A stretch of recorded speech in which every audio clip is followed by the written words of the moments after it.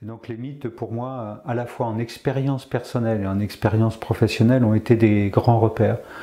Je suis aussi formateur dans ce domaine-là, hein, par rapport à des professionnels de santé. Et jusqu'à il y a quelques années, je disais que les mythes étaient le fruit de l'intelligence humaine, enfin de l'inconscient collectif de l'intelligence humaine. Et maintenant, j'affine ce propos en disant que les mythes sont une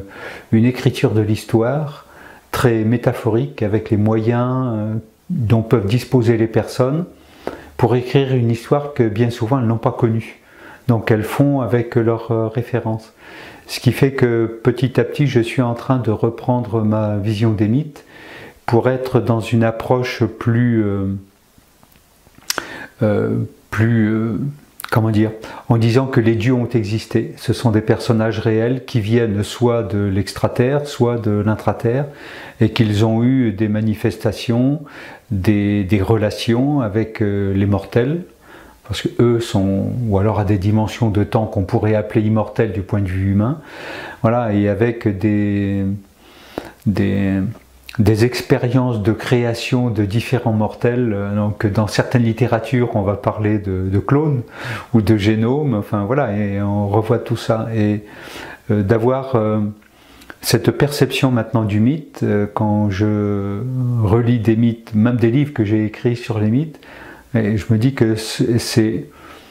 cette expression-là de cette histoire. Notamment, je fais beaucoup référence avec la mythologie grecque, voilà, comment les dieux ont procédé pour incarner quelque chose dans l'énergie d'une mortelle féminine pour créer un héros qui, par définition, est mi-dieu, mi-homme. Hein, donc tout, bon après, il reste beaucoup d'Adam, dans le sens parxien du terme, voilà, esclave, enfin voilà, soumis, mais il y a aussi cette vision-là, et c'est-à-dire que ces mythes sont en résonance, in fine, ces mythes sont en résonance avec nous, parce qu'ils sont en résonance avec la partie divine qui est en nous.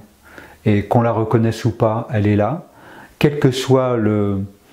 procédé qui a pu s'établir pour qu'elle soit présente, c'est là, ça nous anime, à condition qu'on le reconnaisse et surtout qu'on fasse le chemin intérieur pour pouvoir y accéder. Et c'est pour